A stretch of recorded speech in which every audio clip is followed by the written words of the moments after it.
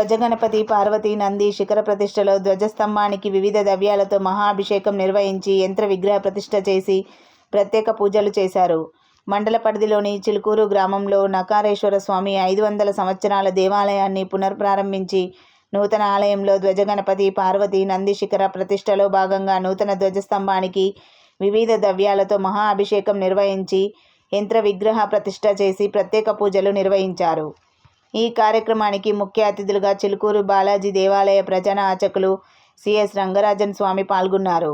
ఆయన మాట్లాడుతూ ప్రతి ఒక్కరూ ఆధ్యాత్మిక చింతన అలవర్చుకోవాలని అన్నారు. ధ్వజస్తంభం శిఖరానికి స్వచ్ఛమైన నీటితో పాలు, నెయ్యి వంటి ద్రవాలతో అభిషేకం చేశారు. వేద పండితులతో వేదోపచారాలు చేసి ధ్వజస్తంభం శిఖరాన్ని ఊరేగించారు. అనంతరం భక్తులకు నకరేశ్వర స్వామి వారి దర్శనం కల్పించారు.